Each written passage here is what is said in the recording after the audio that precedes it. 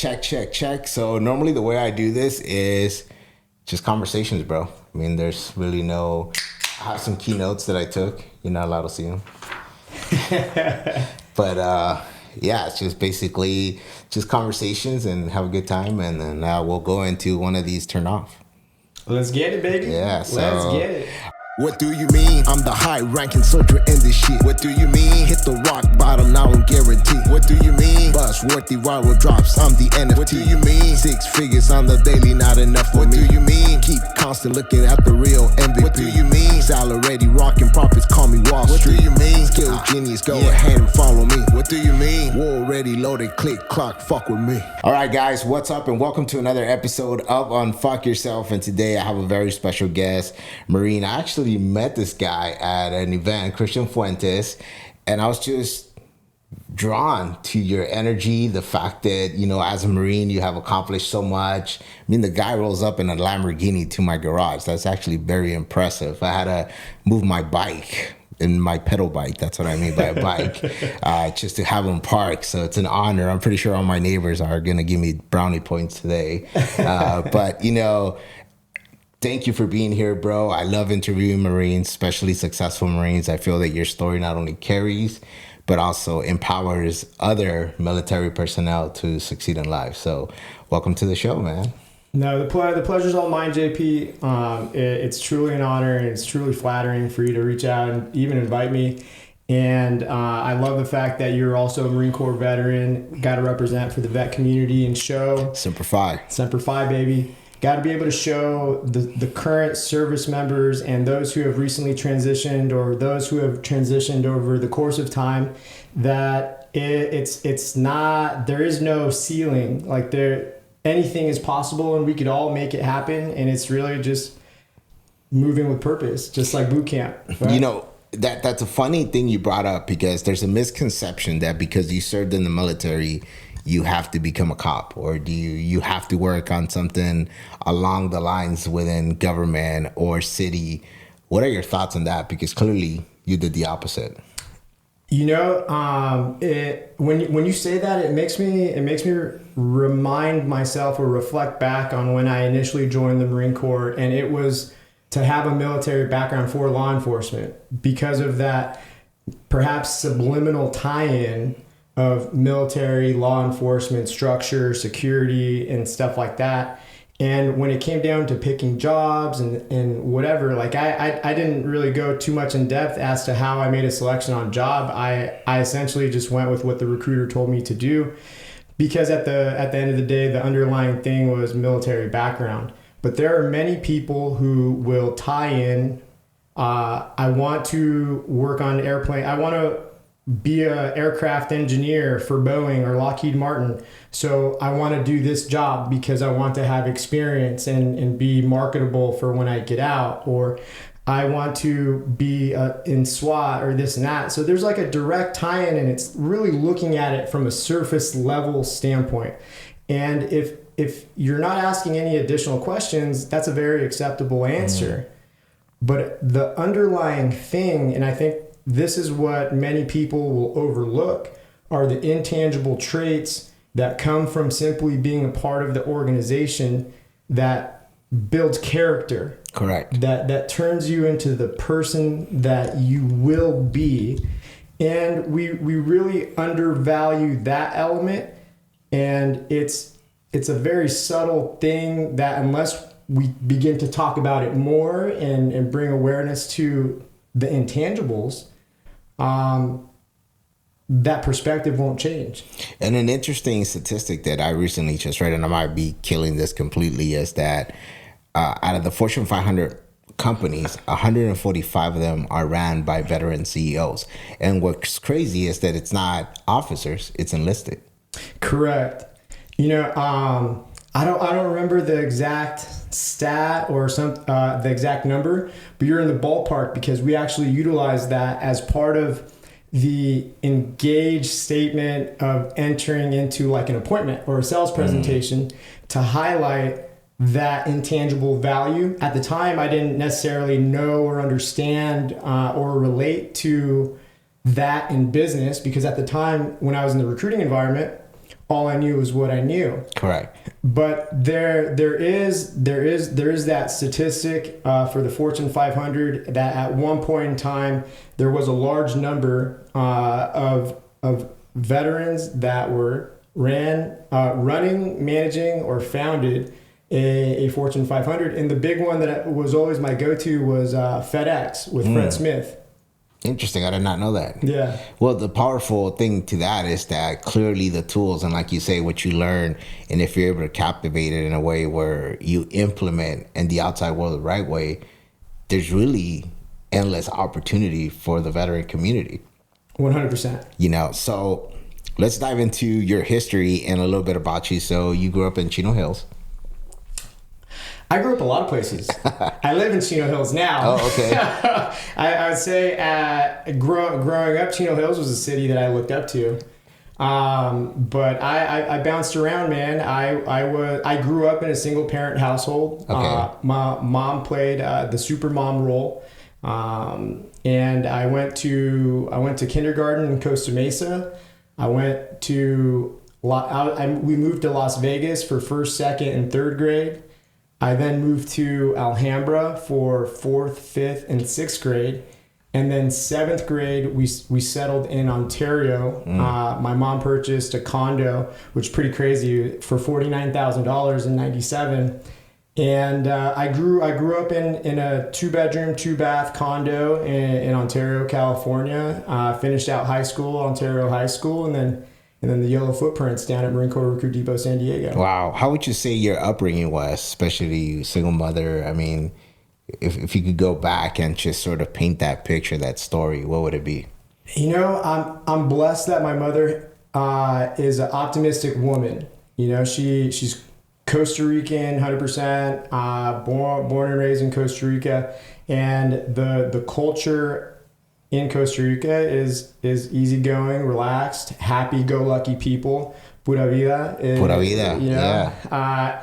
And whatever life struggles or things that we didn't have, the outlook was always that it'll be okay. And there was never really any negative sentiment in that sense. And then going back with all we know is what we know, given that she didn't really give like a stressful kind of energy, I never looked at it terribly. I knew that we didn't have tons of money, but I always had everything that I needed, not necessarily everything that I wanted. And of course, moving around as a kid, you make friends, and it's difficult when you go from one place to another. But having experienced that, I would say, is part of who I am today, and I would change nothing. It sucks when you're 7 and you're ripped away from your friends, but the beautiful part about it is it genuinely is what you make it. Yeah. You go into a new place, you make new friends, you build new relationships, and then you feel good. You feel good again, as if nothing had ever happened. And I know with my kids, ideally, I intend to grow roots and not do what I lived through. At the same time, if we had to move, I know it's not that big of a deal, and it's something that is not going to be traumatic or this and that. If anything, it would be based on me and my tone on how I view that circumstance, because that'll bleed into how they'll feel about it. Did you have that perspective early on, or was it something that your mom taught you where, hey, you got to just roll with the punches?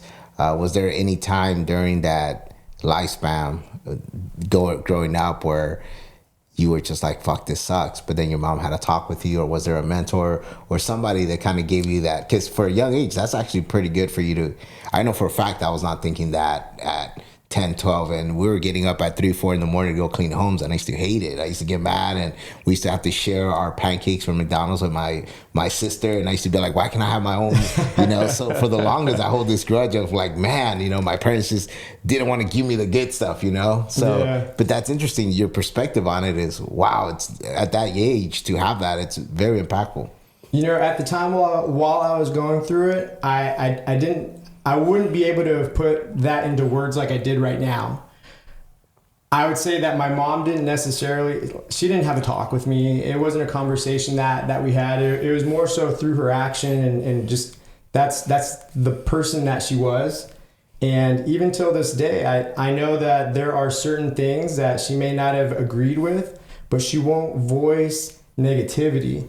And I believe that's simply the person that she is. And if anything, she may voice some concern, but will not voice negativity to put a cloudy anything on a sunny day. I like that. And so I for sure didn't get a conversation, any kind of like formal, informal convo from my mom. I didn't necessarily have any mentorship or male role model. I would say that the Marine Corps was a blessing in disguise, because that turned out to be the male role model, the organization in general, to provide the structure and the discipline and the accountability that I feel like every young man would require to have in their life in order to be set up for success. What was that the driving force for you to join the military? My mother was the driving force. Wow. Bro. And the more I think about it, reflecting back, I would say I was a lazy sack of shit in high school or growing up, just lazy. And I would say I was never a disrespectful dude. I always said yes to my mom, and I didn't really do things on any kind of timeline. And I feel like that's where the discipline part came in, because there was no being held accountable in that sense. So my mom wanted me to do something. I would say okay, and then I would just sort of just not take any action, right? And I would also say that as a child, I was coddled. My mom was a phenomenal homemaker. She is a phenomenal cook. We didn't have the money to get the pancakes from McDonald's, but she cooked. She always cooked, right? I would say I would also have been considered, I would say, one of those lock key children, because my mom would be at work. She would essentially like meal prep, and I knew how to use the microwave, but the meal prep would be like cup of noodles or macaroni and cheese, beans, rice, chicken and whatnot. And I would say a treat once a week may have been going to Taco Bell or something like that, getting a $5, $8 value meal kind of thing. But the driving force was when I was in high school, as a high school senior. My mom told me that I'm either going to go to the military or I'm going to go to college. One of the two, my choice. I get to pick. And going into the senior year without the structure, the discipline, that element, I just sort of went with the crowd. I didn't take my SATs. I didn't schedule myself for the SATs. I knew I wanted to be a cop. I was drawn to that profession. And I told my mom that I was going to go to junior college. And she asked she was on my ass about filling out the FAFSA applications. And then I wasn't doing that. So then I flipped the story and I said I was going to go to the military. And then she rode my ass about talking to a recruiter. And then finally, she asked me one last time. This is like let's say high school graduation's in June. This is like in January. So we're creeping up towards starting second semester.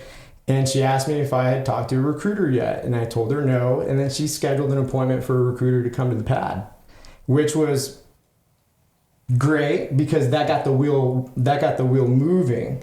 The very interesting part is that Costa Rica has no army, so she has no background or indication of what the military does in that sense. And then just I would say any Hispanic parent or anyone who doesn't know anything about the military, when they think about military, they think army. Yeah. So there was an army recruiter that came to the house. I heard what he had to say, and I loved it. It was an opportunity to make money, get a job, skill of some kind, get money for school, even though I've never had a academic passion for anything. And I just made the decision that I was going to go in that direction.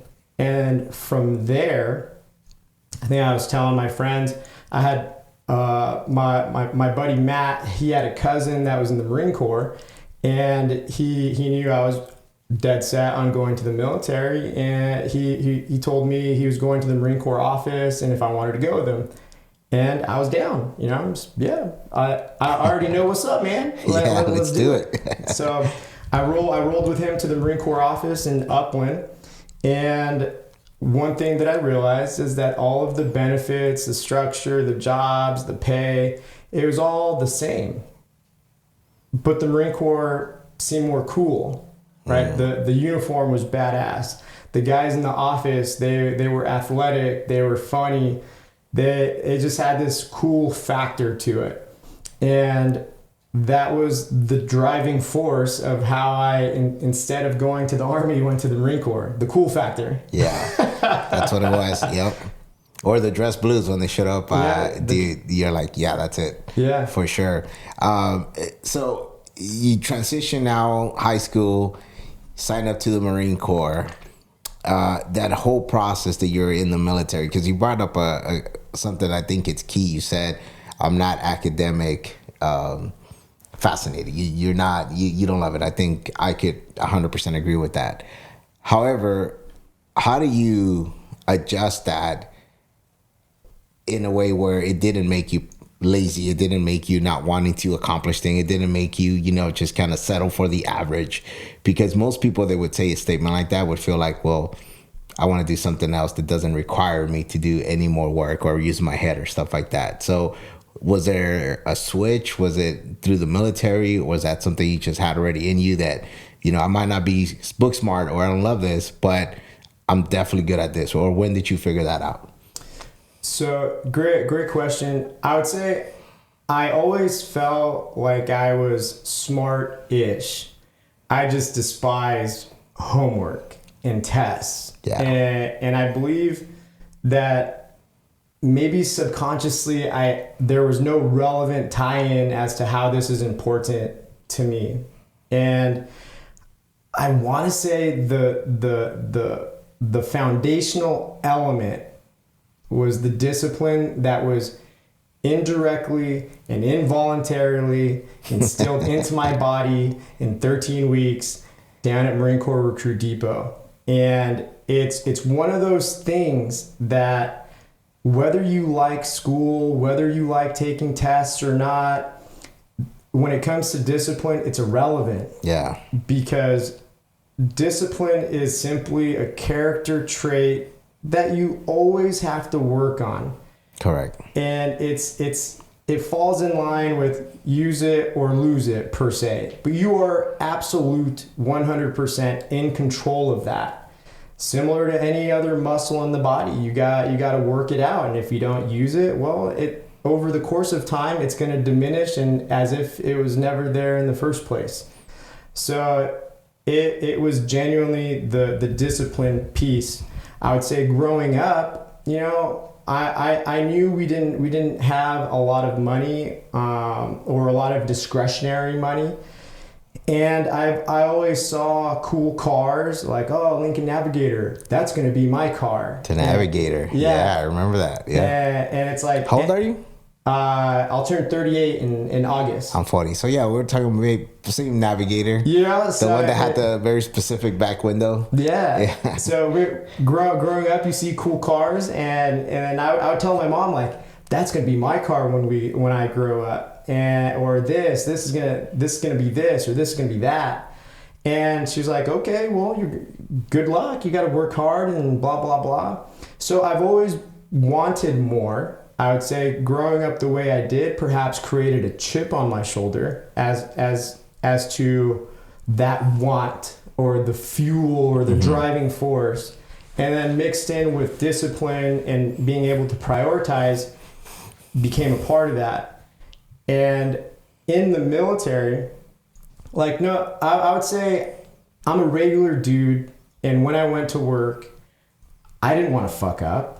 So I would do my best to get an understanding of what the job was, whatever the job was, and then do it. Get it done so I could chill and be my lazy ass self. Get the job done so I could be my lazy ass self. I like that. That's a good perspective. Let me ask you this. So is lazy something somebody's born with?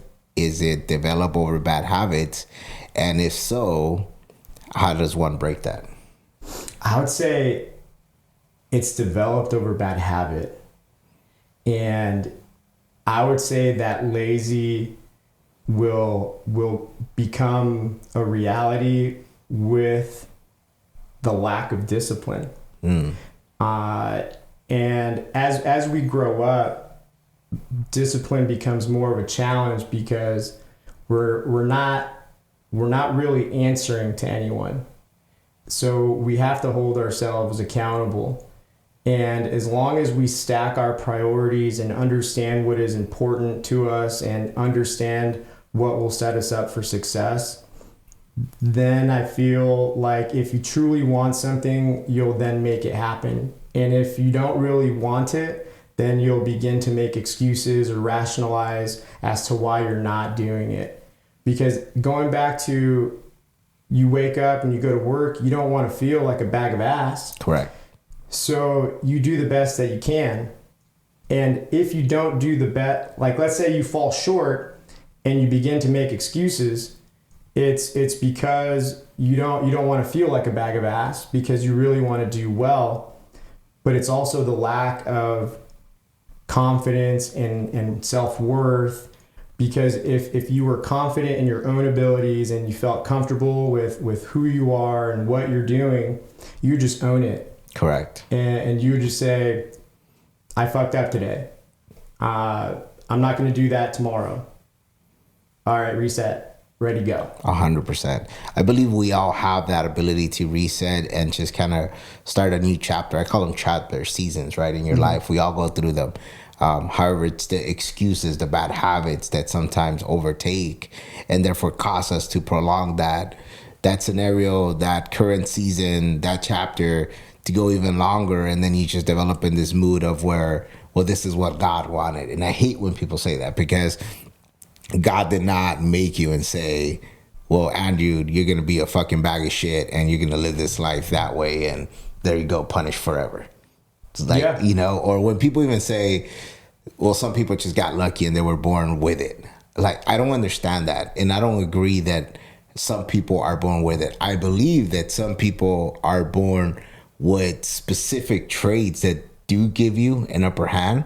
But in the end of the day, if you can't utilize those traits, if you can't utilize those skills, you're still back at square one, just like everybody else. 100%. So technically, we're all within the same line. We all start there because you might have special skills that I don't have, and I might have special skills that you might not have, right? So that makes us even in some perspective, if that makes sense. 100%. Now it comes down to who can capitalize on that, who's actually going to execute the right way, who's going to stay within that path and do it, you know, the way you have to in order to succeed. And that's the thing, that in life you get thrown so much bullshit that it really becomes the strongest survives.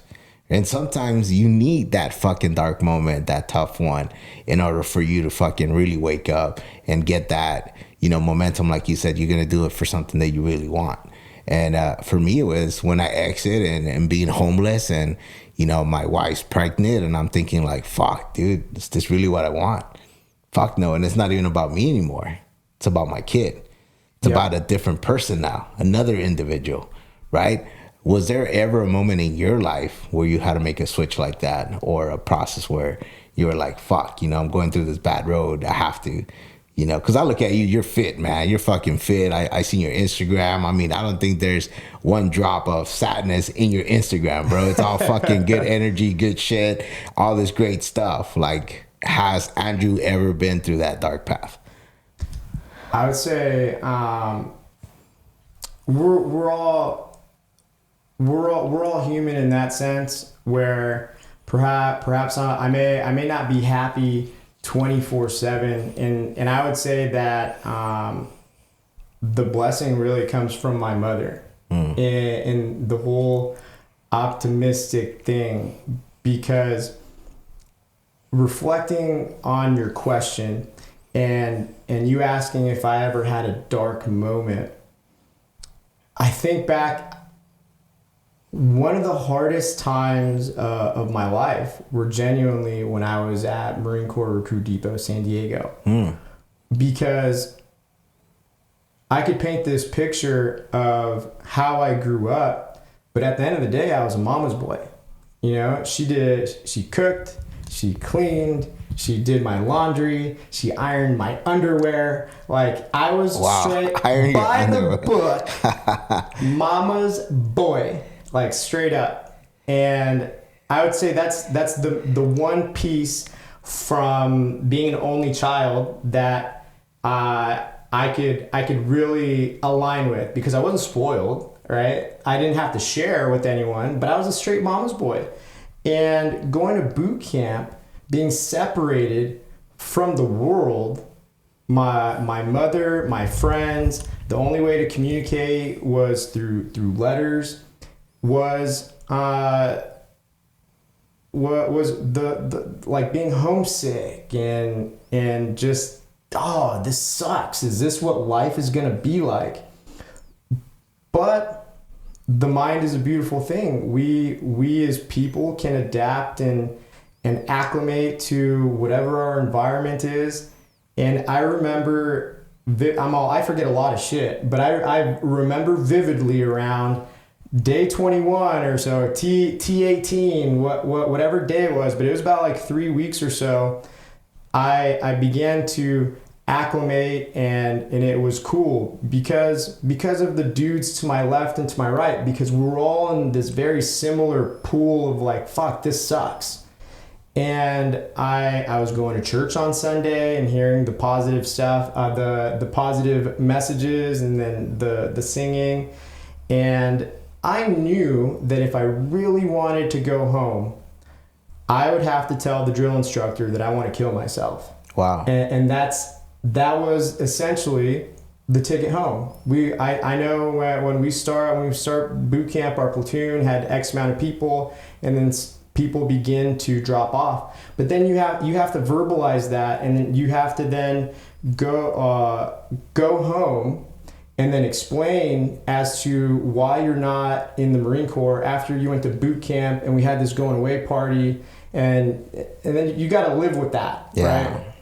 And so I believe, because I didn't want to have to explain myself to people, I was like, I'll just stick it out. Here we go. This is the way life is.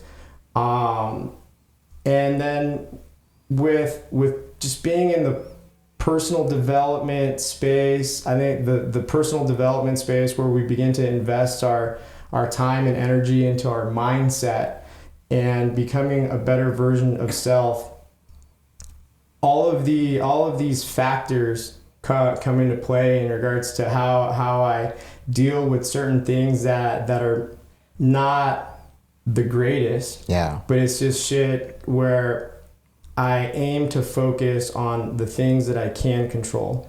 Because there's some shitty things that happen that are totally outside of my control. Correct. At the same time, I will refuse to allow that to affect me in that way. And I don't know, when it comes to some emotions, I feel like numb in a sense, to where it's like, I don't care. But going back to really quick before we started the podcast, you brought up Sam. And I would say Sam was one of the most impactful people that I have ever had in my life. And I haven't had a lot of death happen in my life of people that I was close to. But when he passed, I would say that fucked me up. Wow. And things hit a little late, sort of like a tidal wave, because I remember the day that he passed.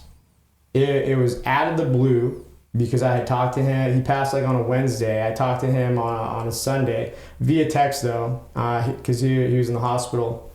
And I was just checking up on him, and it was like December 20th or 21st or something like that.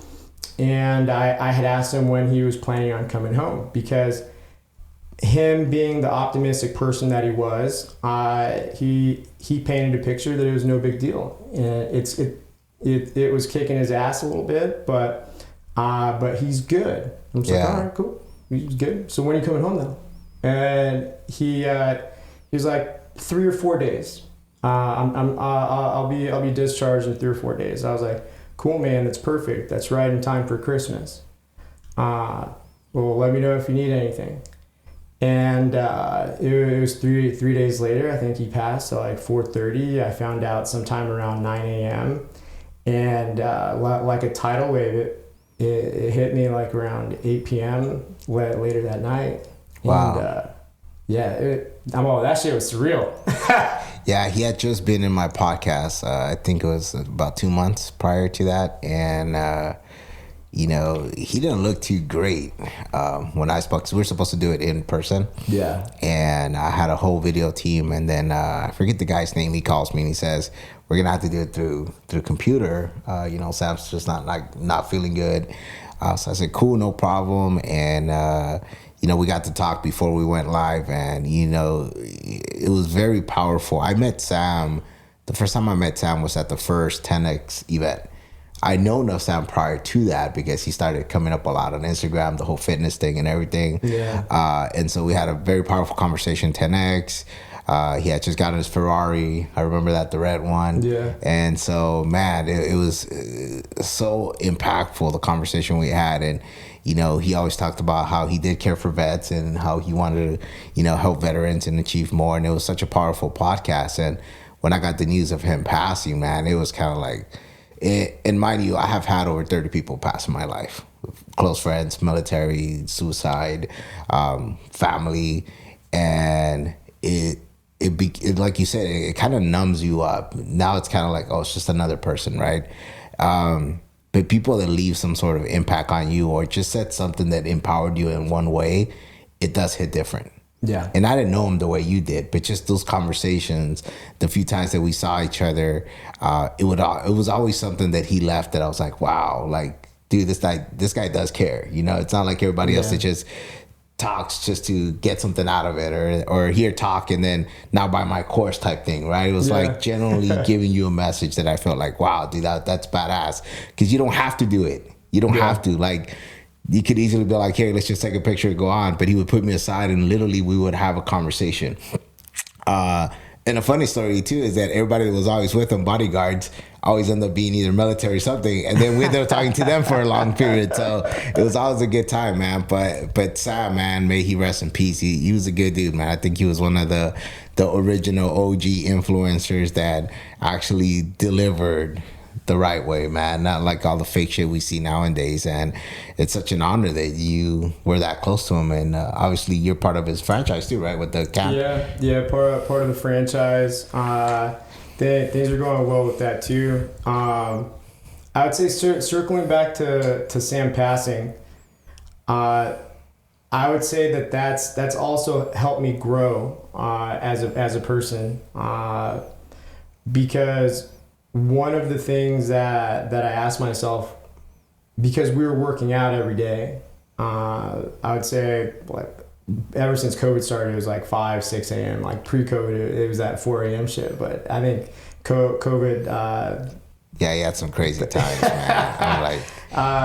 But I went and I worked out the next day after he passed too, because one of the things that I was thinking to myself is, what would he say, right? Like if someone passed, what would he say? And it's, you got to continue doing what you're already doing. You can't allow these things, these hurdles, these obstacles to derail your daily routine in that sense. And because of that reflection, I continued working out 5 days a week as if he had not passed. How did you meet Sam? At the gym, actually. So I was still in the Marine Corps. Was this when he used to go to 24 hours? Yeah.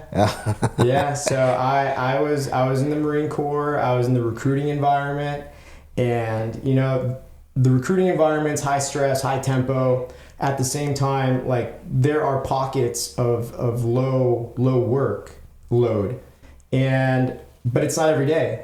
And because of the Marine Corps, I would say fitness became a big part of my life. And because of the high stress element of what that dynamic was, I felt like I needed to work out every single day to exert that energy and just balance out the work stress, to not have anxiety or these burdens that we carry in service. And I had gotten to a point where it was like, okay, if I try to go to the gym at 12 or 1 o'clock, it's hit or miss. So the only way that I can control that I will 100% go to the gym is if I do it before I go to the recruiting office. And I had to be at that time, I had to be in Costa Mesa at 8 a.m. So reverse engineering that, or working backwards, I had to go to the gym at 4, from 4 to 5:30 or so, come home, shower, eat, be on the road by 6:45-ish so that I can make that commute and be at the office at 8. We had a meeting at 8:30. And through that routine, there's like 5 dudes at 24 Hour Fitness. I was living in Chino Hills at the time, and I recognized him from Instagram, and I was like, oh shit. I think at the time, I didn't know if he was a part of the camp or Fit Body, but because they're both located in Chino Hills. Correct. And it was like tomato. But he was yeah, they're very similar. And I then I figured it out. I'm like, okay, the camp, it was the 1% brand, and through seeing the dude every day, we're one of 5 people, I began to strike conversation, and naturally, what's your routine look like? Or we're hitting shoulders on Thursdays at the same time, so I was like, hey, let's hit shoulders together. And then for a period of time, we were hitting shoulders on Thursdays together, and so then it created more of a purpose to get my ass up at 3:30. Yeah. And then after like a week or two of just doing the Thursday shoulder day, I was just like, this dude, he is the first multimillionaire that I've ever had any kind of engagement with. I need to just whatever routine he's doing, I need to do that. Yeah. And just trace and follow. And so one day when we did shoulders, I was like, Sam, dude, what does the rest of your week look like with working out? And he spelled it out, and I was like, okay, me too. Is it cool? Is it cool if we work out Monday through Friday? And that's how it all started. And so 4 a.m. is when we would work out. From time to time, there would be people that would want to work out with, or they'd hit up Sam. I was just like the number 2 guy in the lift session, right? But I was the continuity. Yeah. And so some dudes, he always had like an open invite, like, yeah, if you want to work out with me, come get it, baby, at 4 a.m. And that was the catch. Yep. And I believe. Well, I know that the one of the main things that he admired about me was my consistency and discipline, because he had a handful of workout partners over the course of time, but they would fizzle out with this whole 4 a.m. thing. And I was consistent. We always hit it. And I think we were workout buddies for like 2.5 years or so. Wow. Yeah, so it was going strong. And then when COVID happened, we began working out either at my house or at his house. We'd figure something out, but we kept a routine going. Nice. And then is that eventually what opened the door towards the camp franchise and all that? Or were you already doing some sort of business prior to that, or were you still in the military? I was still in the military, and I had at the time a photo booth rental company, which I still have it, PBG Entertainment. We're based out of Chino, and it's going strong. I would say PBG Entertainment is what allowed me to buy into the franchise of the camp. But I would say I was introduced to the camp because of the relationship with Sam. I had never been inside of a camp facility, but because coming from the Marine Corps and being a part of something larger than self, and having that level of pride from the organization, not knowing anything about the camp and knowing how successful the camp had been, I knew that there was some sort of cultural thing that was positive, and it had people feeling like they were part of something bigger than themselves. Because if you think about it, if you played sports while you were in school or college, if you went to college or any kind of recreational organized sport, you were part of a team. Correct. And people like that feeling of being a part of something bigger than self. And if it's competition, it's gamified, you win, you feel good. And if you're losing, you're losing together. So there's that shared suffering. Correct. But once you leave high school, you're no longer playing on a team with that kind of structure. You could pick up a Sunday league, but it's not the same because you don't show up for practice. You're not getting your ass whooped, doing whatever kind of drills, this and that. So there is no shared suffering. You show up, you play, and then you dip, and you see each other for the next game maybe, or depending on schedules, this and that. So no one's really a part of something that is a team-like, community-like environment. And that is what the camp has within its four walls. And it's not, I would say it's not unique to the camp. I would say it's the same cult-like following that CrossFit has. Correct. That it's the whole community aspect of it. So as long as you're able to recreate that community-like feeling where people are just not bodies and numbers and stuff like that, that's what will flourish with a camp-like business. Yeah, the way I found out about the camp was because everybody was posting these the challenges, and I lost so much weight and this and that, the before and after, and I think that became a big sort of push for the camp because it's the only one where I was seeing a big, huge social media presence that everybody was talking about the amazing transformation they experienced during this camp progress or session, whatever it was, time frame, and it's still going hard. I mean, I'm seeing them more frequently everywhere than I did maybe a few years ago. So very, very exciting little move there you did. Very smart. Yeah. Well, goes back to I'm a regular dude. I trace and follow. I was like, Sam, dude, you're crushing it. You're telling me about these numbers with the camp. Like, what do I need to do in order to have one of those? And just Marine Corps Andrew, just follow simple instruction. You need to do this. And it's like, okay, well, so in order to do that, I need to be able to do this, this, and this. Okay. And then it's like having a checklist and just following the checklist and getting it done. Yeah. Did you, was that something you pictured doing out of the military? Was it something that like, okay, I'm gonna get out now and how much was 100% focused on this? Or was it something else and you just felt you could do that on the side? Once I began moving towards the camp, I told myself, as I transition out, this is what I'll be doing. I imagined one location, and then I at one point had 3 locations. But as soon as I went in that direction, I knew that that's what I was going to be doing post military. But I recently retired. It was July 2021. I'm telling you, dude, my Marine Corps time was damn near a Cinderella story in a sense. And I say it like that, but other people may look at it like, I don't know how the fuck you did it like that. Because I started out in aviation supply, which is like AutoZone and FedEx, but for the planes in the military or the Marine Corps. And I did that for the first 7 years. And from there, in the Corps, you have to do something in order to remain competitive for promotion, special duty assignment. And Marine Corps culture, volunteer before you're voluntold. Exactly. And one of the small things that I remember being told is navigate the career that you want. Because if you don't take initiative, the Marine Corps will navigate it for you. So out of the 3 special duty assignments, I looked at the 3: recruiting, drill instructor, embassy duty.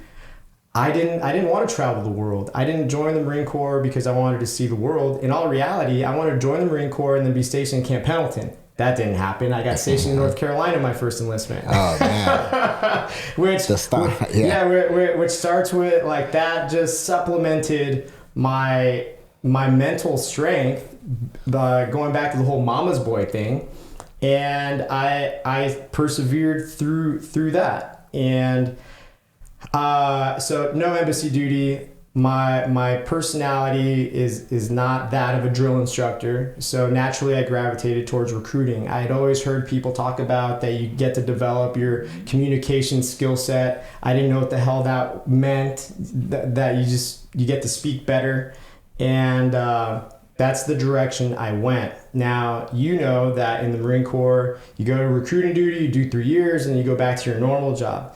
Very few people want to stay in that shitty ass environment. Correct. I think I've heard more bad stories about recruiting than anything else. And it really goes back to perspective. Because I would say in the general Marine Corps, the standard is you kick ass and you take names.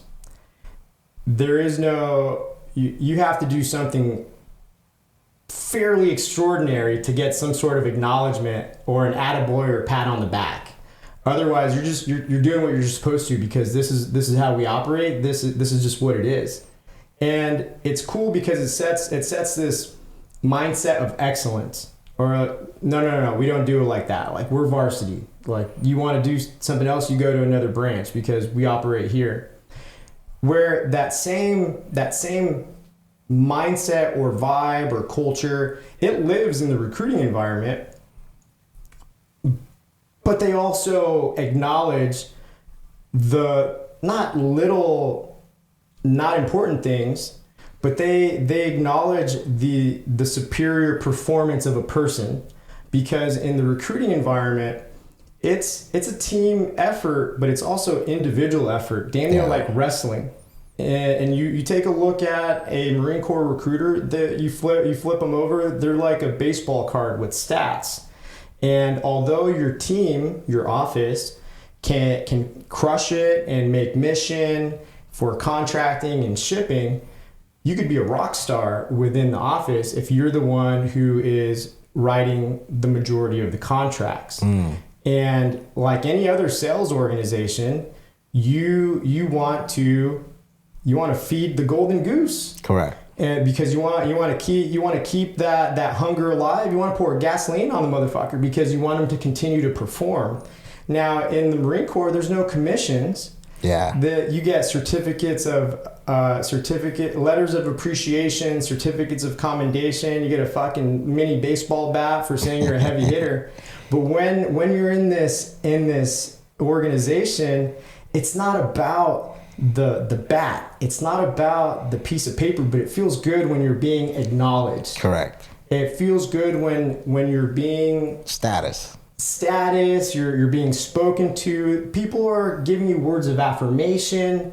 Like, these are now things that any human can appreciate. Yeah. And because of that optimistic perspective, I liked it. But on a secondary, more important element of it, I was meeting kids in high school, random kids, and I felt that the Marine Corps had done something phenomenal for me. So when I was meeting people, or high school seniors, that were interested in service, and I had the opportunity to then talk to them about it, and they wanted to move forward and meeting their parents, and we take them to MEPS to do the tests, we have them do the medical, physical, and then they're essentially in our care for 6 months to make sure that they are mentally and physically ready to go to boot camp. Then they go to boot camp, they come back, they're United States Marine. Knowing that I now had this level of impact on the trajectory of this dude's life feels fucking really good. Dude, that's badass. And so my outlook, although high tempo, high stress, it feels good changing people's life or impacting people's lives and giving them the opportunity that I had, that I felt took me to a certain trajectory. And that's how I looked at it. And so I had no problem with recruiting. If anything, I looked at it as, oh shit, I'm in Orange County. It's like I'm living a civilian lifestyle with the Marine Corps twist, because the recruiting environment, it's you're still in the Marine Corps, but you're not like in the core. Yeah. But there's still there's still the Marine Corps element, and that's what made my want to go into lateral moving and becoming a career recruiter. It was a simple, easy, no-brainer, non-deployable. I didn't want to travel the world anyway. And I would say that's what led me to further develop leadership, because running a Marine Corps recruiting office, now, huge difference between being a good salesperson and then being a good sales manager. Correct. There's a huge disparity, and can it be done? Can that transition be done? 100%. But the person in charge has to invest into themselves to become a better person, to be able to deliver a message, have some humility, and be able to invest their energy into their people, especially in the recruiting environment, because everyone's in the military. You can't fire a shitty recruiter. You got to work with what you got. Exactly. So then having dialogue and coming up with analogies or illustrations with your words to be able to paint a picture of how simple it is, and then circling back with follow-up to see if they got any better. So now you're investing energy into them becoming a better communicator. And it's like there's like secondary and tertiary effects, because those dudes, they absolutely can't wait to go back to the fleet in the normal Marine Corps, but they become like, they go back as a better communicator. Yeah. And one thing that is 100% like mandatory is being a good leader as the boss of an office, of a recruiting office, because you have to be an influential leader for them to go out and get what we need in order to accomplish mission. I like that.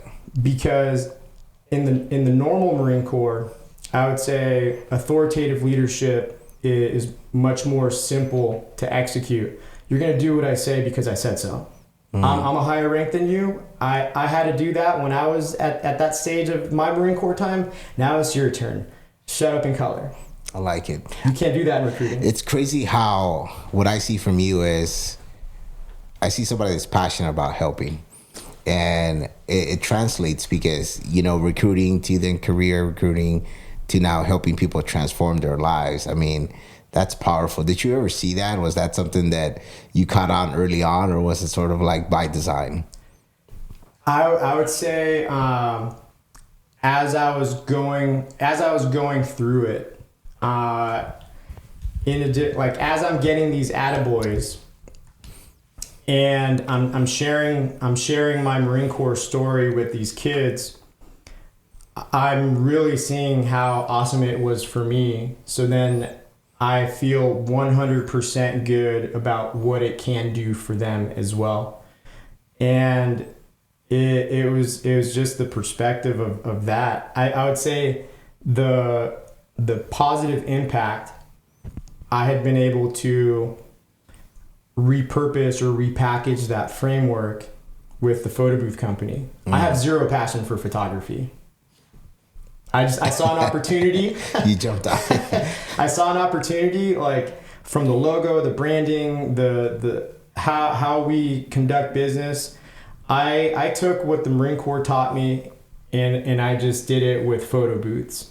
I figured out how to focus a camera and this and that via Google. And so now I didn't give a shit about academics. I like learning this stuff about cameras. Now it serves purpose, relevant purpose. Yeah. So then it's like I did that. Dude, you're really good at just fucking taking action. Do you commonly get that? Yeah. And I would say I don't give myself enough credit for that. Are you one of those that would just fucking shoot and then figure it out later? Sort of. I like to prepare, because I don't like to feel like a bag of ass. So then like I'll map it, like in my mind I'll think about if I were to show up, for example, a photo booth, what would I imagine the setup to look like? Yeah. Because I don't want to feel like this looks half-assed or come across this thing like, oh, we ain't got that. and then just feel less than, right? Exactly. So everything to avoid that shitty feeling is what I will then do. And I like it because, you know, you just hit an interesting thing, right? You said, I absolutely know shit about photography, but you start this business where it depends on photography, and yet you still go through the whole planning phase of ensuring that it looks a certain way in order for it to get the attention it needs. And you would say, well, fuck, you're a photographer. In all sense. Yeah. But it's something of like, fuck it, I got to do what I got to do in order for it to get paid. Because you also did ATMs for a while, right? Yeah. And I mean, you don't seem like a banker or somebody that would, you know, launder money or anything like that. So, I mean, how did that opportunity come about? So the idea of ATMs and photo booth came at the same time. The reason I went with ATMs first is I didn't want to give up my weekends. So ATMs, it's sort of like a vending machine. I could fill it on my time. I was still in a party phase. This is pre kids. I was engaged at the time, but no kids. Yeah, so it's like, what do we do on the weekends? We go out, we party. My priorities were... Were you still in Orange County at that time, or? Yeah. So was it, Sutra? Costa Mesa? Oh, no, I was stationed in Orange County. I lived in Lake Elsinore up until 2015. And I believe I started the ATMs in 2014 or 2015. So I was in the recruiting environment. So I took what I learned from the recruiting environment, because the recruiting environment's a sales organization. Correct. Right? So it's how do we get business? Well, we go to the high schools. The high schools gives us lists. We call lists, we set appointments, we present, we close, and then we're also, not only are we sales, but we're also service. So we have to do the service after the sale. Correct. And so then I got this idea from another Marine. He had a ATM and a cash only barbershop in San Clemente, and he told me about it, and I was like, what? And so from there Dr. Google went to play, and I did the research, this and that. ATM costs $2,400 to purchase, and that's just for one, right? Is there any specific like technology that comes with it, or is it just standalone? It's preloaded. But an ATM is essentially a mini computer and a vault that you put cash in with a dispenser. And so all it needs is Wi-Fi. And with the Wi-Fi, once you program it with the instructions that the people give you, it's connected to the network. And all I had to do was what I did with prospecting for Marine Corps contracts. Build a list, engage with the people on the list. Hi, this is who I am. This is what I do. Would you like one? Yes. So what you call it, mostly like convenience stores, barbershops? I focused on cash only barbershops. Ooh. And the way that I went about it is to create a list, I went to Yelp. I went to Yelp. I searched barbershops, and then I took a look at the ones that had a lot of Yelp reviews. And because to me, a lot of Yelp reviews, that tells me that you're popping. You got a lot of foot traffic. 100%. And so for ATMs, you must have high foot traffic in order for it to make sense. And so that's how I determined whether someone was qualified to be on my list. I'd give them a call and see if they were cash only or if they accepted card. If they were cash only, then those would be the ones that I would pop in to. So what was your pitch like? So you're calling me, I'm a barbershop, I'm a poppin' barbershop, 5-star reviews, 1,000 people on Yelp. I answer the phone, like, what's your pitch? Like, okay, I tell you I have cash. I only take cash. What was the next step? So there's no pitch over the phone. I mapped out, at the time, I'm like, I can develop a story as to why there was no pitch, but it was just, I was shitty on the phones, and I did better in person. And that's how I did it. So I actually called as if I'm going to get a haircut, and to uncover that information. And once I knew they were cash only, I then created a list of either 10 to 15 barber shops. I mapped it out, grouped them into cities, and essentially created a route of who I was going to hit up. And whoever said yes first, that's where I was going to buy the ATM and then install it there. So when you showed up to the barbershop, it was like, hey, would you like to make extra amount of money? Were you pitching some sort of like, let's split this? Because I'm assuming if I'm a top barbershop and I'm making all this money, how come I don't have an ATM already? Why am I not doing it? All you know is what you know.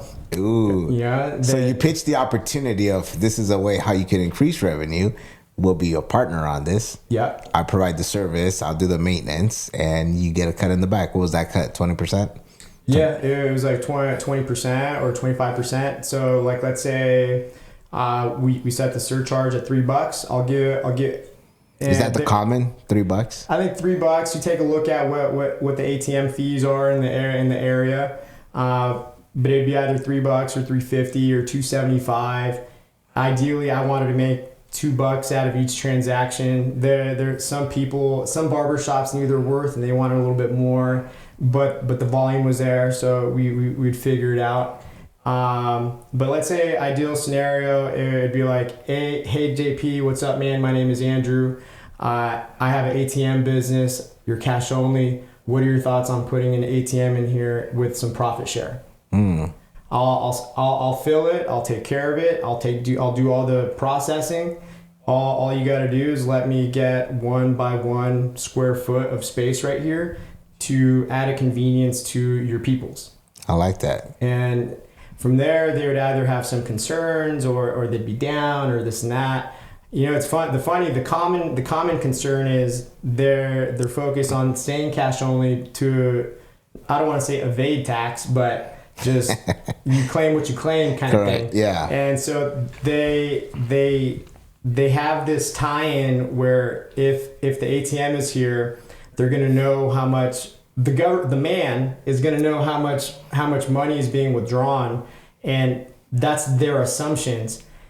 And just having to have that conversation of no, it's like an ATM. Like there's no tie ATM nothing to you, and I'll cut you a check. Third party independent service. Yeah, there you go. That was the main thing. I think overcoming that, or they're concerned about being broken into was a thing, and them simply not wanting to deal with that. It's like, okay, well, cool. How many ATMs did you have at the highest point? I had 15 ATMs. Wow. 15 ATMs, and pre-COVID they're generating about $4,000 a month. And that's not bad. And then there was like $60,000 in cash revolving in this water fountain of money. But it all started with a $2,400 credit card swipe and like $1,000. Jesus. And so and then it grew from that. Were you ever like money smart? Were you ever this entrepreneur mindset guy growing up, or would this all just happen just after recruiting? Because what I'm seeing right now is like, if that's not the case, you weren't this sort of entrepreneur business person and recruiting did this to you, holy shit, then everybody that hates recruiting just fucking took all the bad notes, because I have more people hate recruiting, and I hear all these stories. I don't know if you probably know him, Gunny Hernandez. He ran recruiting for quite some time. He was up in LA. And then I'm pretty sure he wasn't a gunny by then. He was higher up, or man. But I hear his stories, and maybe because he was in charge of a lot of the recruiting centers, that's where the headache comes from. But God forbid you mention recruiting to this guy, he'd probably like throw you out a window. And here I'm hearing a story from somebody that took recruiting and basically utilized this as a tool to fucking scale up his life in so many levels, which I think is impressive. 100%, man. No, I never really had an entrepreneurial thing, or perhaps it was like a low-key thing that I just wasn't aware of. When you say that, I remember there was one time when I was living in Vegas, right? We lived in an apartment complex, and I was 6 or 7 at the time. My mom always had a Sam's Club or a Costco membership. And I remember buying the tub of red vine licorice, and I think it was like $5. There's 200 vines in that thing. And I think I was selling licorice for like 10 cents a vine. I went door to door selling 10 cents. Okay, there vines. you go. Yeah. So like there was that, but I didn't have any kind of influential person to say, do more of that. Yeah. Like you're like, this is good. Do more of that. And I think I did the same thing with like Otter Pops. But that was when I was 6, 7, or 8, going into the apartment complex. Oh, I love that. So it was like opportunists. So you go ATM, you go photo booth. We now have you're at 3 camp locations, right? Yeah, there's 3. There are 2 open. One's in build out. I had another one, and I had the opportunity to sell that one for profit, which was cool. So are you still going to continue to build out on that? It's at the next phase, or what's next in the whole fitness industry aspect of things? So I would say with franchising, I feel like 3 units is a sweet spot. Maybe even 2 is a sweet spot. This year, so at the end of last year, I was telling myself that I need to figure out a way to leverage technology in order to really be able to depend on my own performance. And I was thinking about how I would do it. I didn't necessarily know how I would do it, but I told myself that I need to create 2 or 3 online courses. It's time for me to put what I know in some sort of course and then sell it. In all reality, like I like helping people, and you've pointed that out. And in all reality, like if I was having a conversation with someone, I'm an open book. Like I would tell them whatever they would ask in that sense. But one thing that I've learned over the course of time is that you can't give people unsolicited advice. Correct. Because as much as I want to help people, if they don't want to help themselves, then I'm wasting my time. Yeah, 100%. I just went to an event and I did a quick little post that I said all the notes that I took. And I do this every time I go to an event. I package all these notes and I'm very structured on that. And, you know, by title, who it was, kind of like points and all this stuff, execution, all this stuff. And I said, everybody that wants a copy of it, just DM me, right? I had 225 DMs requesting the notes. For the 225, and I track all this, I did it all through BombBomb. 225, only 47 opened them. And I'm thinking there, like, the problem with a lot of people is that you want the help, you want all this stuff, you'll be giving it to you on a golden platter right in front of you, and yet you still won't fucking take it. And out of the 47 that opened it, I guarantee you maybe 3 will actually execute on it. And so far, only 1 has messaged me on it and was like, wow, bro, your notes were fucking on point. I'm jumping on this right now. So look at the statistics on that. 1 person out of 200 and something that received these notes is taking action on this. And I'm talking about notes from Ed Milet. I'm talking Cole Hodder. I'm talking about Christopher Doe. I'm talking about top individuals right now that are giving you every fucking formula to dominate, and you're getting it for fucking free. I'm gonna tell you my thoughts on that too. Go ahead. I want to hear it. We don't value shit that's free. Yeah. And it all goes back to the perspective and the mindset of it. And if you think about it, when or if your parents give you your first car, how well did you take care of it in comparison to had you busted your ass and paid for your own car? How would you take care of that? And because we personally inject, whether it's money or energy, into X, we value and cherish that more, even though that the free one was just as good, if not better, because you didn't have to pay for it. Mm-hmm. It doesn't carry the same value. And I would say, look at how we treat rental cars. We don't care about rental cars. We will run the dog shit out of them and without a care in the world. But your car, you don't drive your car like that. Nope, 100% not. And so that's where it's like, okay, it's not necessarily that it's a money hungry thing. But if you truly want to be able to impact someone, they have to have skin in the game so that they have this internal give a shit factor. Because if they don't have that give a shit factor, regardless of the amount of, unless they're like super disciplined, they'll take the free shit and then they'll run with it. Correct. But if they don't have that high level discipline, even mid level discipline, you know, they will not take action on the free thing because it didn't cost them anything. So if they allow that to go to waste, it's not going to hurt them. It is what it is. It is what it is. Yeah. But even if they paid like $5 for it or $50, it now carries some purpose or some value. And if they still don't implement or execute, it's because that dollar amount didn't impact them. They didn't give a shit about $50. They didn't give a shit about the $500. And so what that then communicates is that the price point should have been higher, because it should be a price point that is high enough to make them give a shit, but not high enough to where it's going to break the bank. 100%. You know, when I started doing coaching for real estate, I did this event called High Level Workshop, right? And I run my events a little bit different. I like to throw curveballs, a little bit of military in there, kind of like straight out boot camp. It's one day.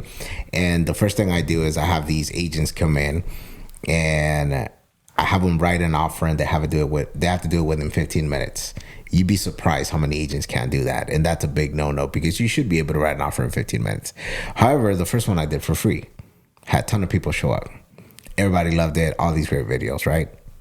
Second one, I said, okay, I got to charge. Now it's my time, right? And my buddy of mine, who's a good friend of mine, says, you cannot do it for under $1,000. And I said, dude, but that's a lot of money for some people, $1,000.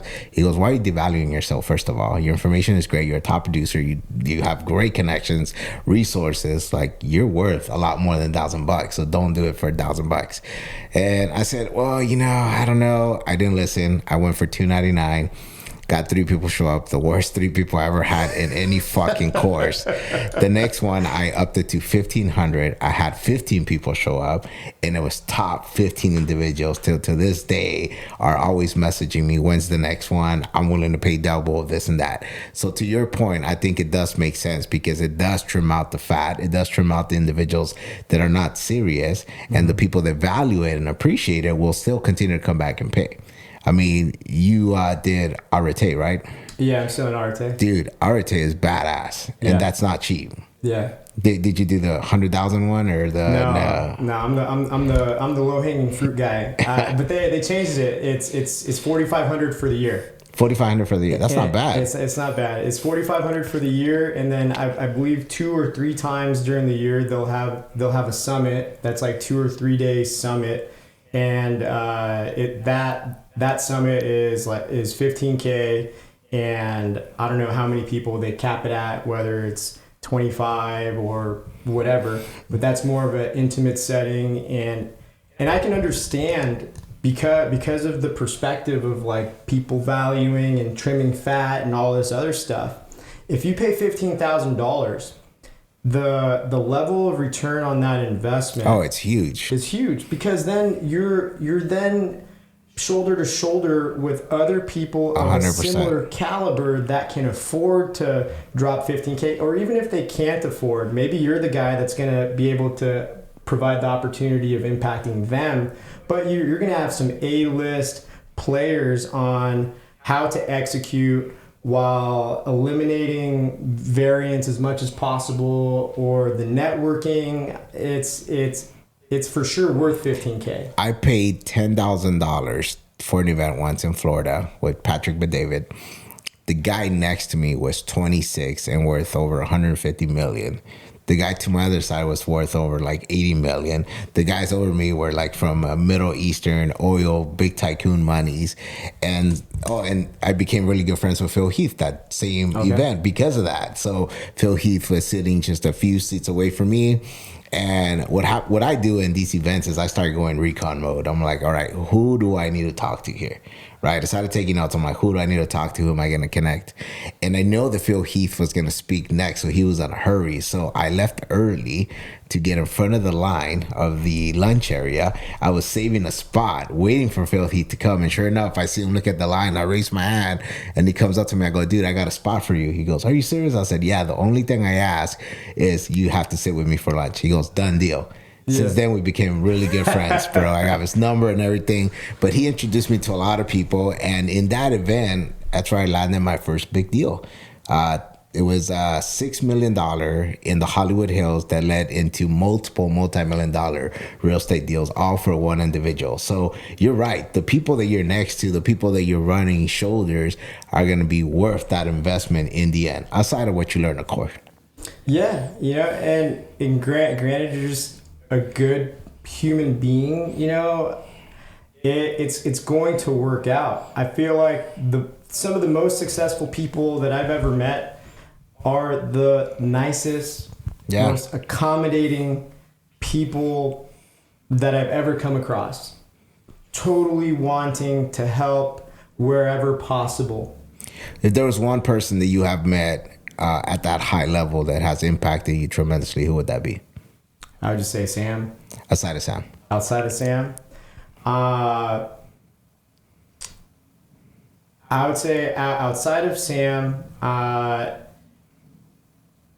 oh shit, I don't remember their name. But no, so this last Arte event that I went to, and whenever you go to these events, it is what you make it, right? So they're not going to be awesome by default. They are going to drop some golden nuggets, and you do have the opportunity of meeting people, but it is going to be what you make it. And when I went to St. Louis this last April, you know, like I feel going into the event, I'm just like, I feel good about myself. Like I feel like I've accomplished certain things. And when I got I got invited to go to this dinner, my buddy Ahmed, he's here in Rancho. He's He's been in the podcast. Okay, cool. Yeah, build it better. Yeah, he builds better, man. He's a OG Arte guy. He's a big connector. Oh, dude, Ahmed is He's dope. And he organized a dinner with a lot of the OG Arte people who did pay 60, 75 racks in that year one. And I was in the presence. I had the opportunity of being a part of this dinner because I knew Ahmed from Arte. And I'll tell you what, man, that the entire room, we went to a steakhouse and we had a back room and there's 2 tables and they're filled with a lot of the OG Arte guys. And they simply crush it, to say the least. Yeah. And me comparing to them, I'm just like, I haven't done shit. Dude, isn't it funny how but I like it. It's crazy. You know, I had just spoken to somebody about this too. I was at the Equinox here off of Main, and I'm at the sauna. And I think I just shared with you that I did pretty good these last few months in the table why I'm able to, you know, be where I'm at. So I'm excited. I'm like, fuck yeah, dude. Dominated, killed it. This is good. I got some big stuff moving. There's this guy next to me talking about an acquisition that he's buying for $782 million. And they're just like strategizing on how they're going to puzzle this together. And then out of nowhere, he's all like, yeah. And then he goes, and how's your boat? He's all like, yeah, you know, it's been stuff in Monaco. They've been renting it. I haven't got it back. And I'm like, what the fuck? I go, my little fucking, this small little bullshit thing that I just did compared to, that just lets you know that the world is much bigger than what we see and there's a lot more to accomplish. And this is where you cannot get uncomfortable. And this is why you have to continue to unfuck yourself comes in, because there's so much more levels to this shit that we don't see. Yes, 100%. And so the dude's name, Steve Polensky. He's a hotel developer. Wow. He has he's building out a project in Las Vegas, $1.3 billion project in Vegas or one of those surrounding cities, where their luxury condos, where the cheapest unit is $2 million. Wow. He has this like cabin in Canada that he does private fishing trips to. Like an excursion per se, where he owns essentially the waters where people fish to provide these unique fishing experiences somewhere in Canada. But it was dudes like that, and I'm just like, wow. Yeah. Or it's just like, it's incredible. And this is one of the gifts of self-development, or continuing to just better self, is understanding that comparison is the thief of joy. Yeah. And you can never compare where you are to where someone else is. and they're simply in a different chapter 100%. or a different season of some kind. And there's nothing to say that you can't trace and follow or do something similar to that degree. But whether it's a $1.3 billion project or someone just got an 80-inch TV, I feel happy for them as if I just got an 80-inch TV, or I'm a part of that project, which it's like I'm nowhere near that project, but it's like hearing that awesome story of their win makes me feel like I'm getting the opportunity to ingest some of that win 100%. to feed my own soul, to continue pouring gasoline on why I'm moving with purpose and continuing to unfuck myself, you know, because no one's ever gonna be perfect. I always used to dwell on that used to fuck me up a lot, because when I transitioned out of the military, I went the totally opposite, bro. And you know, the heavy drinking and lost and all this shit. I never looked for a mentor. It was always kind of like you gotta figure it out yourself type way. However, though, when I started doing good, I then got to this phase of, well, now it's too late. You fucked up. Like, now you got kids. Now you did a family. Now, you know, now you went beyond that point. Now it's going to be that much harder. Now you might as well just fucking, you know. And I would fight that shit. That would fuck me up, man. Because I would sit there and be like, fuck, am I late? And then I would have clients that would be 30, 24, 26 with a shitload of money, fucking buying all these expensive homes that I'm selling them. And I'm like, fuck, like, where did I fuck up? Like, for the longest it dwelled me, right?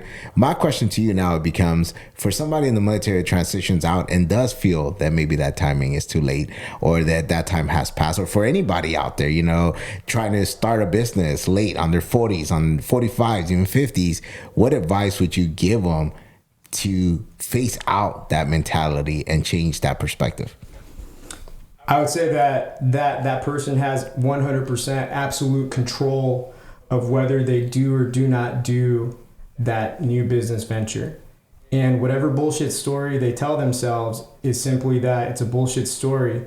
And if they were to simply just say, I decide to not do that, that would be more genuine and more authentic in that sense, because what I view as not a big deal, I know that other people can view as like, I don't understand how you overcame XYZ. I started the photo booth company 6 months after my first daughter was born. Wow. And at the time I was in the recruiting environment. Recruiting, that's 8 to 8, working in the office, not to like it's, and it just wasn't 8 to 8 a.m. to 8 p.m. kind of thing. I was waking up at 3:30 so I can go work out at 4 and do my thing before I went to the office. And then on the weekends, I was the photo booth guy going to these events, you know? And it was one of those things where I understood sacrifice had to take place somewhere, because where I was, like, at some point the Marine Corps is going to come to an end, and that nice paycheck that comes on the 1st and 15th, that was going to be gone. So I need to figure out how I'm going to have a smooth transition, because I don't want to be poor, or I don't want to struggle financially, because that would fucking suck. Yeah. And I would say that I understood that element of it. So I was then it's like the reasoning for working on the weekends was much larger than me having to be home at the time. I tell Kelly this, my wife, I give her credit for helping me become better in business.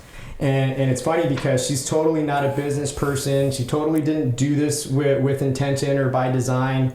But through her applying friction of me not being home, helping her with this newborn child under a year, I then had to come up with a way to continue to having events being done without me doing as many myself. And it also made me change my perspective on the money part, because I was doing the majority of the events because I wanted to collect the balance and I didn't want to pay someone.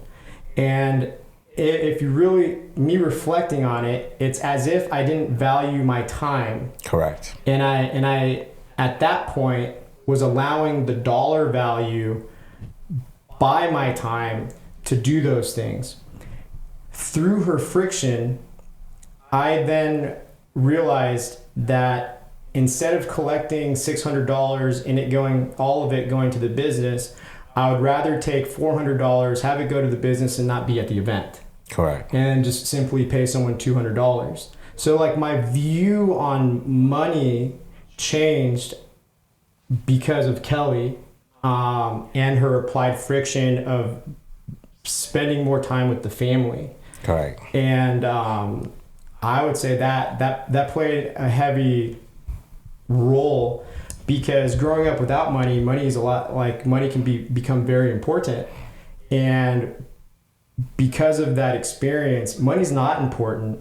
Like I would say, I'm not driven by money.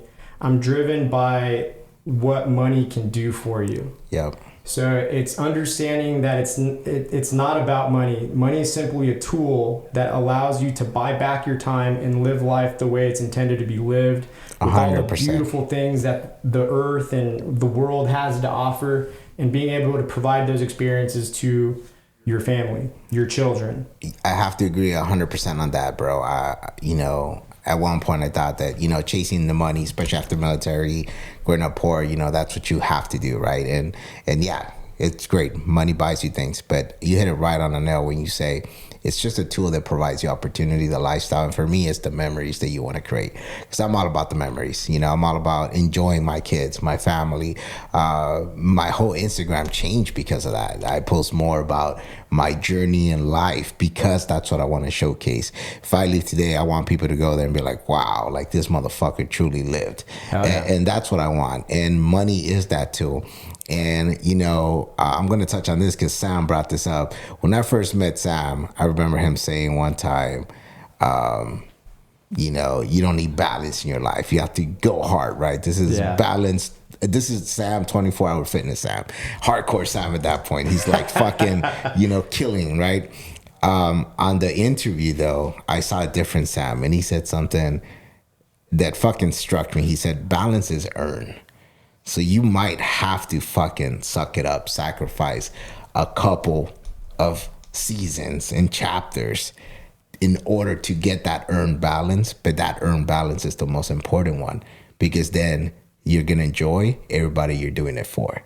And that was fucking powerful, bro. Because I was like, it gives me chills to this day, because I needed to hear that day, bro. And it's crazy, call it universe, whatever you want to call it. I feel that anybody I have talked to, interview, has always left something that has impacted my life in that time frame. Like a lot of stuff that you have said now, I'm like, wow, I needed to hear that in this time frame in my life, in this point in my life.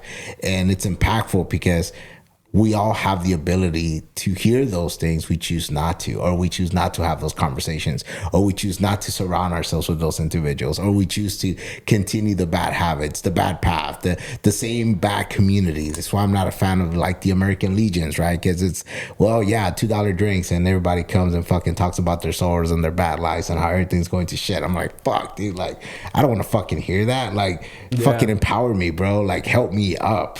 That's what we need, man. So, I know you also started Billie Jean, right? Not to change subjects here, but Billie Jean marketing, and what are you expecting off of that, and how's that going? So, that was a phenomenal investment. Billy is intelligent. He's funny as shit. He is authentic and dude, genuine, that guy's real, and he's crushing it. Yeah, he's real. He is crushing it. I would say he's setting an excellent example for other people to emulate. Some people may criticize that he's like salesy or whatever, but I can fuck with it. I feel like it's authentic, and even if it's a hook or an ad, the funny part is that at the end or during or in the middle, he'll be like, buy my shit. Yeah. Like I'm gonna tell you something, and at the end I'm gonna ask you to buy my shit. Yeah. But it was an investment in myself. So whenever you look at whether it's a course or mentorship or whatever, and you feel like it's too expensive, you got to look at it from a different lens, because it's not you giving them money, it's you investing into your growth.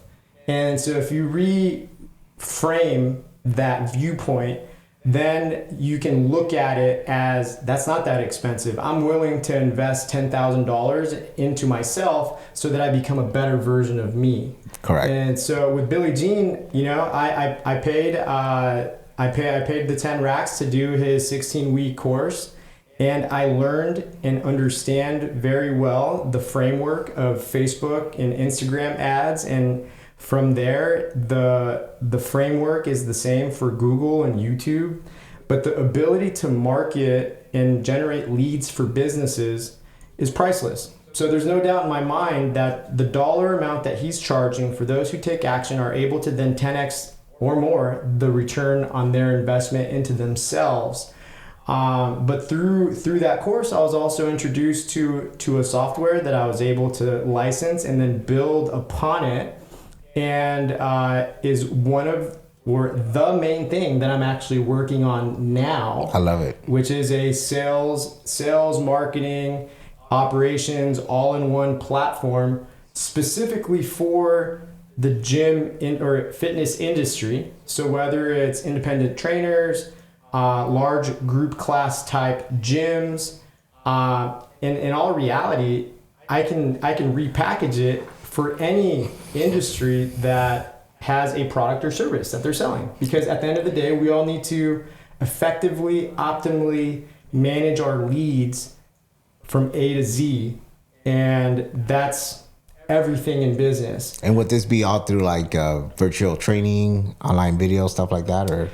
No, so it's actually it's a lead management CRM. You can integrate your Gmail, so that way it's like Calendly, Hootsuite, nice. all of this. I'm integrated with OpenAI for an AI bot to set appointments onto your calendar. So it has the calendar aspect. I've built out workflows and automations. I've plugged in OpenAI into it to have conversational messaging, whether it's through text message, IG, Facebook. Wow. From a gym perspective is how it's set up.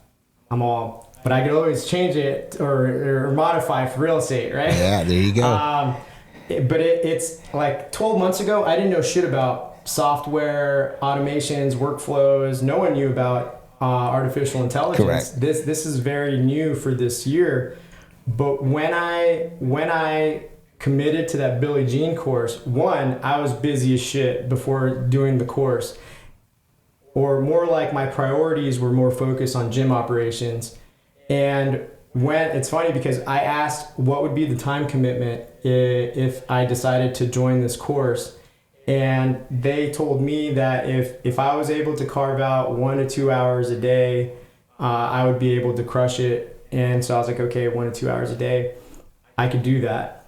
It consumed my life. It was hard, but I was dedicated toward it. And I would say that it carved out the path moving forward as to what I'm going to do. Like, I think I have over 600 man hours invested into familiarizing myself and then also implementing OpenAI stuff to optimize operations, to make life easier. And it's not about replacing the human factor. Correct. It's taking a look at the mundane, repetitive stuff that is a pain in the ass to do, yet brings operational excellence to the business. 100%. So it's very important. The challenge is that it takes away time and energy from what truly brings value, the client, the prospective client. Correct. Both, right? So when building out this system for this business type, it's more about removing or eliminating the mundane, repetitive tasks so that the team members have the opportunity to focus their energy on the members, to lower attrition, or be able to not worry so much about setting up appointments to put on the calendar. Because now through technology, being able to, if someone reaches out, they get an auto text, auto email, that part's not new, but the follow-up. So if someone replies back to that initial text, now AI is engaged. Correct. And it's now having conversational messaging that I programmed into it. It has all of the information on the business, and its sole purpose is to ask what your goal is, what stopped you from accomplishing that goal, and why is it important to you, and then set up the appointment to come in. Love it. And it's by having that set up, it's removing the human factor of mistake or variance. Time as well. Time as well. Sometimes you don't have the time to respond. Now it's being respond automatically. It's all automated, directs them exactly where it needs to. I love it.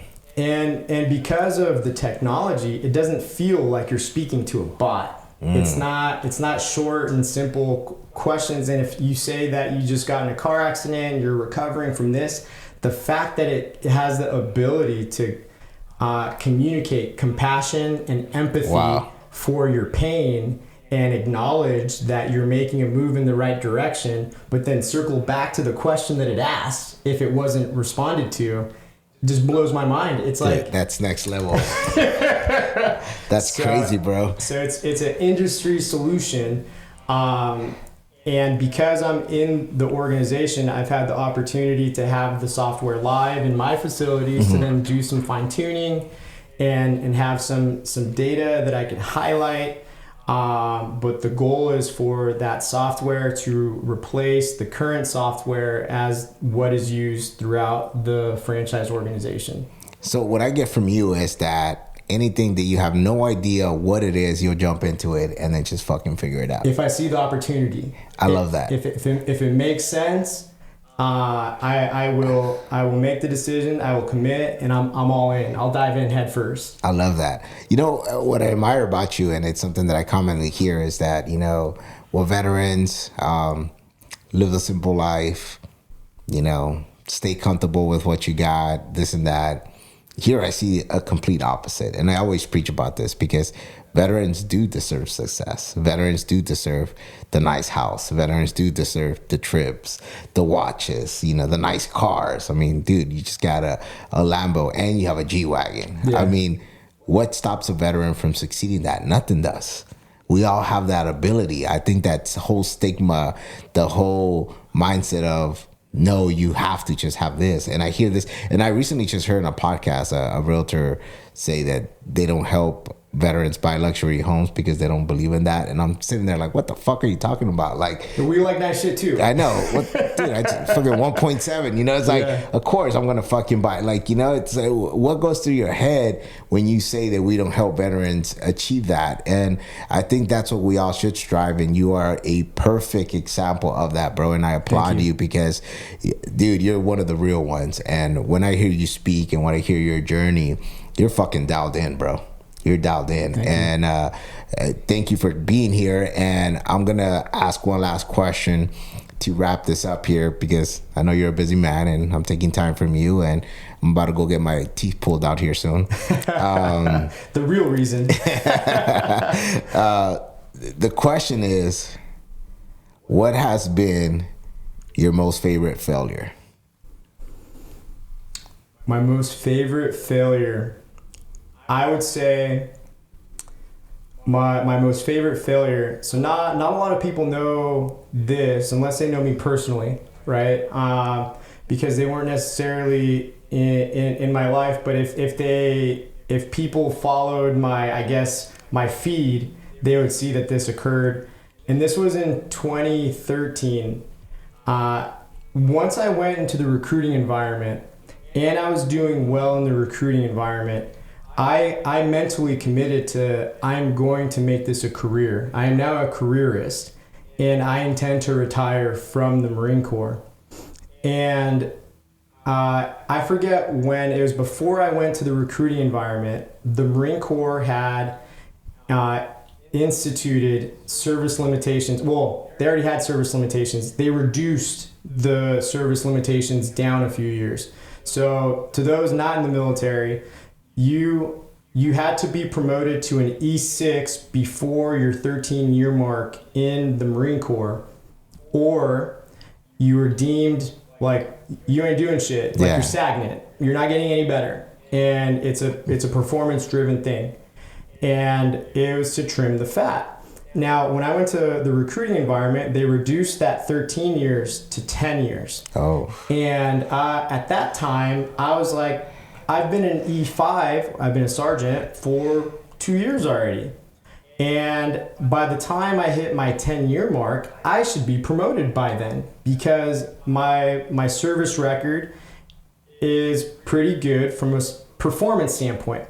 But 1 year, so when I was in the Marine Corps, 11 months in, I got NJP'd, non-judicial punishment, for underage drinking and driving on base. So the silver lining is that it wasn't off base, so I don't have a DUI. That's cool. But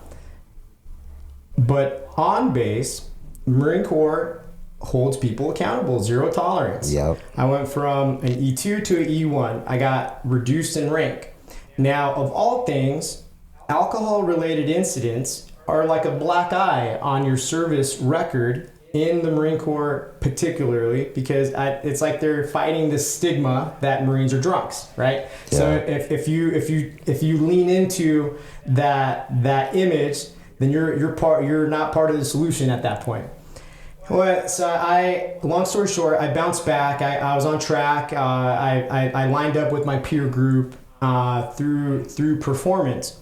Now, as I'm approaching my 10-year mark, I hadn't been looked at for promotion yet. Because in the Marine Corps, it's based off of your primary job. And depending on how many people, when it's your time, tenure-wise, to be looked at, to be considered for promotion. So as I'm going up to my 10-year mark, I haven't been in that time range to be considered for promotion yet. And as I'm in year 9, it's March or April, and I'm just like, okay, the way this is looking, because the promotion board for the next rank was in the summertime. So the end of the current contract that I was on was going to end April of 2014.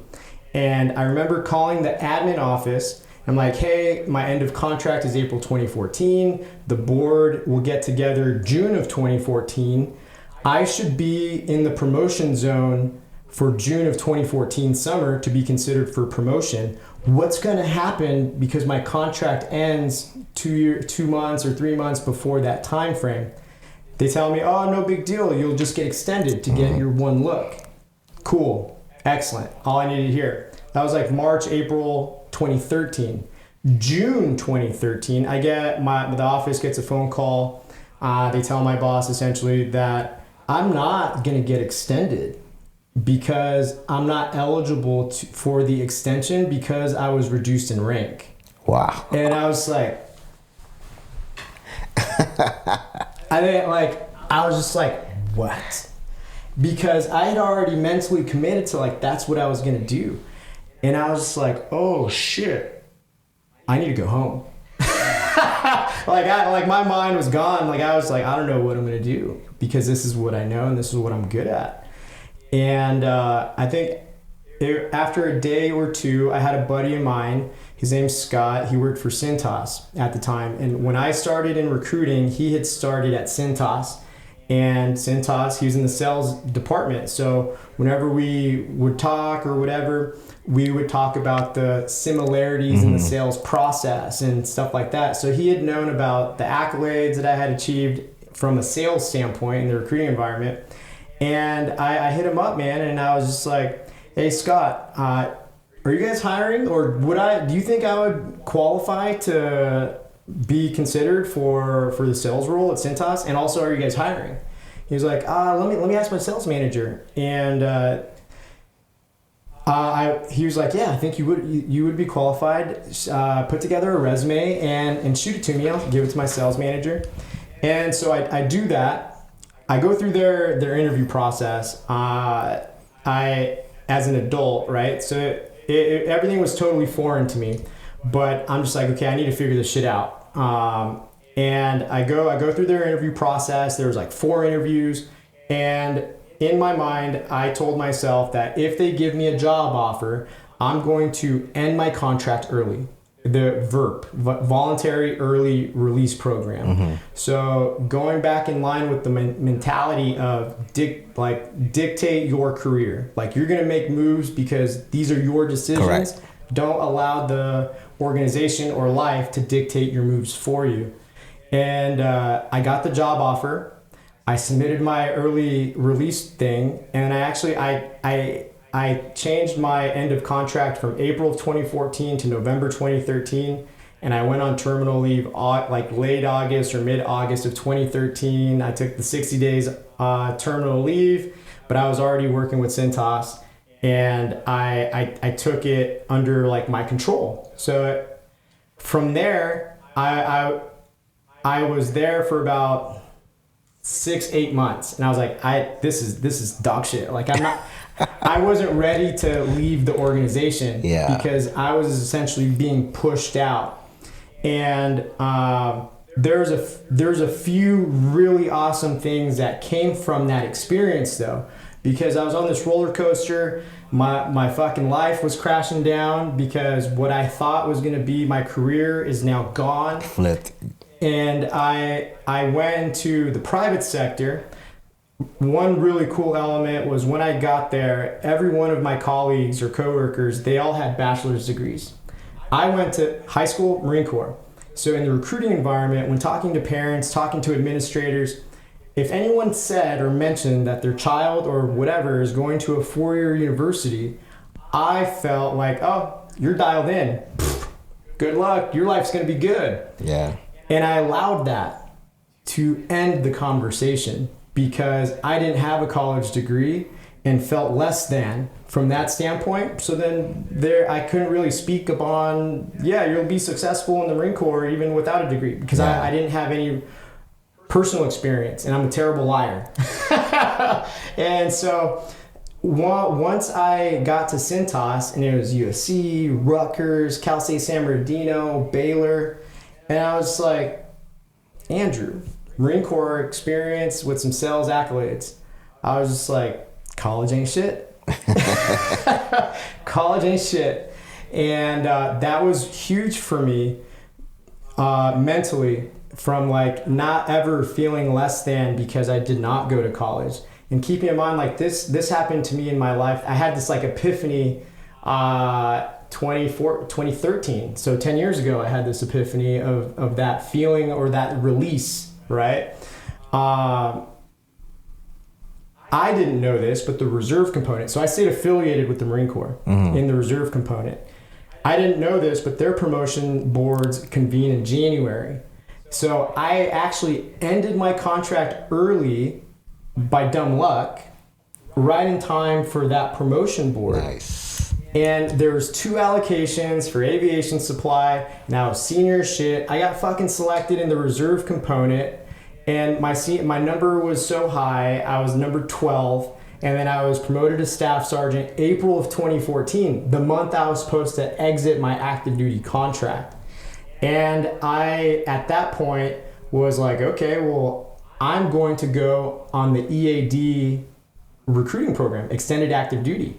So the Marine Corps has this program that they pull from the reserve component. It's a 2-year contract, and you have the opportunity to become a career recruiter if you crush it. It's always going to be a request, and you have to be approved for the program. So I was done with the private sector and how taxation worked as a W-2 employee. The military blanket just felt much more warm, and I just told myself I need to do something different. And so I applied to Huntington Beach Police Department, and I went through their hiring process, and I submitted my EAD package, and I pretty much just told myself, whichever one of these 2 say yes first, it's the one I'm going. That's the way I'm going. And so mid-August, my EAD package was approved for the Marine Corps, and I checked back into the office that I left from in Lakewood, which was cool. And 2 weeks later, I had gotten a phone call from Huntington Beach Police Department to move forward into background. So that was like a low-key win or a good feeling. Who knows? Maybe I would have gotten disqualified in backgrounds, but I made it to that point. Yeah. And that, I would say, I would consider that one of the biggest learning lesson failures to what I felt was going to be the worst thing that could have ever happened to me, by getting essentially booted out of the Marine Corps to then finding my way back in. I don't know who the fuck gets out. Dude, and then comes that's back. a hell of a story, because I know many people that have not wanted to get out, had to forcibly get out. I mean, I was one of those. I signed up as a reservist, ended up doing my whole time active duty when, we got activated after September 11. They fucked up some shit where I was staying at in Los Alamitos, where I wasn't supposed to be given billeting. So for the last 3 years that I was there, the government was paying for my billeting. And they call me and they say, if you don't get out, you're going to get this big tax bill hit that basically from now moving forward. And I was a sergeant. They're like, you're going to get no compensation because you're going to be paying the Marine Corps back. So I'm like, what the fuck? That's big. So I didn't even fight or anything. I was like, what I did is I just sign right here, get the fuck out, take your terminal leave. You got 3 months, and once you're in terminal leave, they can't fuck with you. Yeah. So that's what I did, and it was kind of like, fuck, now I got to figure it out. But the fact that you took that and then you still sort of found a way to fucking get back in, that's fucking very impressive. You know, JP, like we as people, we're gonna go through some negative shit. And being able to find the sunny day on a cloudy, shitty day is the silver lining. And I would say that knowing that we have 100% absolute control over our perspective on how we view things is the most powerful thing that we could 100%. have as people. And then that will then dictate what your life will then look like. 100%, dude. 100%. Everything is perspective, and that's something that now I appreciate. I realized, but I look back and I'm like, well, dude, everything happened for a reason, because once I exited, I went through the whole process. LAPD, got to the background. At the same time, I started doing loans, and I closed my first deal, which I made $12,000 in a week. And that's when I said, fuck that. I will never make that in the LAPD. Yeah. Plus, I'm not getting shot at. I said, I will stick with this. And I remember I didn't show up to the background. And since then, man, I've been my own boss, worked for myself, made my own money, dictated how much I want to make, dictated who I wanted to spend with, who I want to create memories with. And that's the beauty of that sometimes we get certain circumstances in life thrown at us. But if you look at it with a different perspective, it could be a sign for something better. 100%. And then we have the most growth when we go through some friction. 100%. Yeah, pressure is a privilege. So, dude, honestly, man, great conversation here with you. Where can people find you? Give us your whole information, website, Instagram, all that good stuff. Yeah, most definitely. And thank you for the time. Thank you for listening. Instagram is where I'm most active. It's Andrew Cruz _101. And I would say website, simplexmarketingsystem.com is the primary website where I can assist with lead generation, where the leads go after they are generated, or simply taking a look at your business operation from a strategy or operations perspective. But I can be found there. Perfect. So, guys, this is episode with Andrew Cruz. Unfuck yourself, my brother. Thank you. Continue to dominate. Let's fucking go. Hell yeah. Let's get it, baby.